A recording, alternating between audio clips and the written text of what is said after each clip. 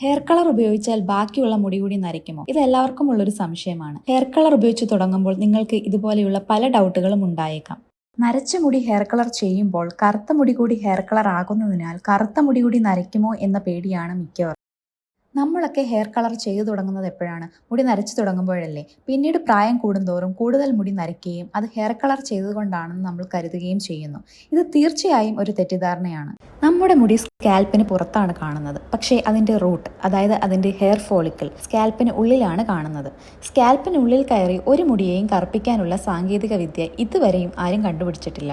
പക്ഷേ അതിൻ്റെ ഡെഡ് പാർട്ടായ പുറത്തുള്ള മുടി മാത്രമാണ് നമുക്ക് കറുപ്പിക്കാൻ സാധിക്കുന്നത്. ഒരാൾക്ക് ഒരാഴ്ചയിൽ 2.5 മില്ലിമീറ്ററോളം മുടിയാണ് വളരുന്നത്. പിന്നീട് ഹെയർ കളറൊക്കെ ചെയ്ത് നല്ല ചെറുപ്പക്കാരനും ചെറുപ്പക്കാരിയൊക്കെയായി സന്തോഷമായിട്ട് 2 ആഴ്ച കഴിയുമ്പോൾ ഈ സ്കാൽപ്പിൽ നിന്ന് നേരത്തെ നരച്ച മുടി പുറത്തു വരുന്നു. ഇത് കാണുമ്പോൾ ഉള്ളൊരു കൺഫ്യൂഷൻ മാത്രമാണ് ഹെയർ കളർ ചെയ്തുകൊണ്ടാണ് ബാക്കി മുടി കൂടി നരച്ചു പോയി എന്നുള്ള തോന്നൽ. സ്കാൽപ്പിനുള്ളിൽ കയറി ഒരു മുടിയെയോ കറുപ്പിക്കാനോ നരപ്പിക്കാനോ ഒരു ഹെയർ ഡയൽക്കും ആകില്ല തന്നെ.